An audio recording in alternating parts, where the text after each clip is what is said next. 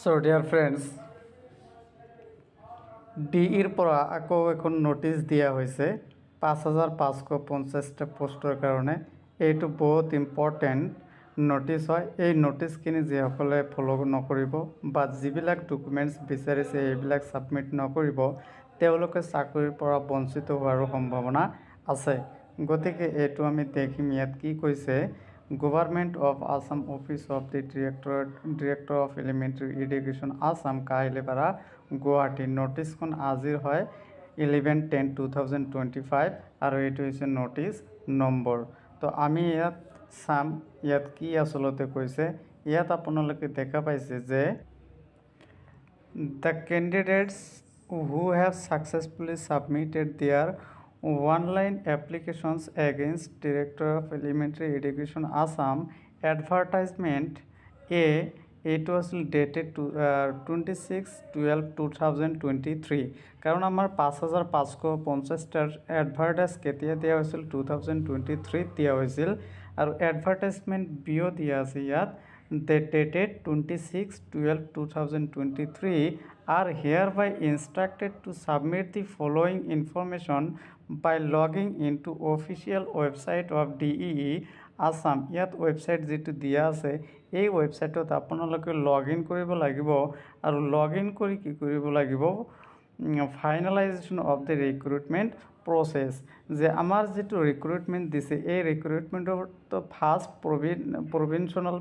Provisional merit list দিয়া হৈছে আৰু এইটো যে ফাইনেল কৰিব, ফাইনেল মেৰিট লিষ্ট হিচাপে যে এইটো প্ৰকাশ কৰিব, সেই হিচাপে কিছুমান ডকুমেণ্ট আকৌ বিচাৰিছে।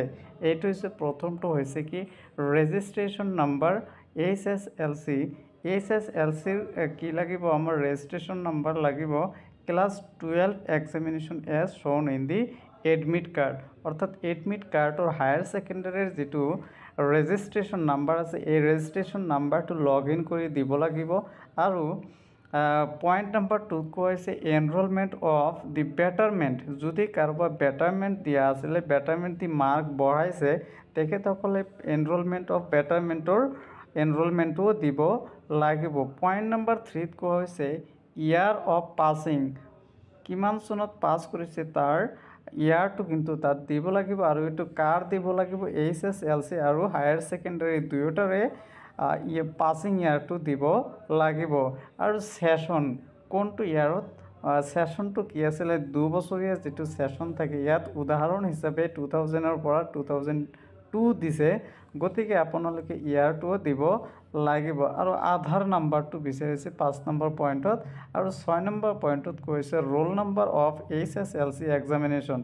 HSLC অৰ্থাৎ মেট্ৰিকৰ যিটো এক্সামিনেশ্যন আছিল সেই তাত ৰোল নম্বৰটো কিমান আছিল এইটো দিব লাগিব। গতিকে এইকেইটা ডকুমেণ্ট 6খন ডকুমেণ্ট দিব লাগিব, ডকুমেণ্টৰ ডিটেইলছ দিব লাগিব।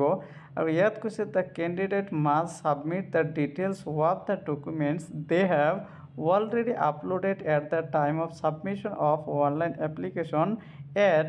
ইয়াত ৱেবছাইটত যেতিয়া অনলাইন কৰা হৈছিলে, কৰা সময়ত যিবিলাক ডকুমেণ্টছ আচলতে দিয়া হৈছিলে সেই ডকুমেণ্টছবিলাক আকৌ ডিৰ পৰা বিচৰা হৈছে। এতিয়া নেক্সটত কৈছে, লাষ্টত কি কৈছে, দ্য কনচাৰ্ণ কেণ্ডিডেট, ইয়াত কৈছে the concerned candidates should visit the official website and submit the required information. The submission of facility will be available from midnight, অৰ্থাৎ আজি মিডনাইটৰ পৰা টু মিডনাইট অফ 13/10/2025, অৰ্থাৎ 13 তাৰিখলৈকে, 13 তাৰিখৰ মধ্যৰাতিলৈকে, ৰাতি 12টা বজালৈকে এইখিনি অ'পেন থাকিব আৰু আপোনালোকে ডকুমেণ্টছবিলাক ছাবমিট কৰিব পাৰিব।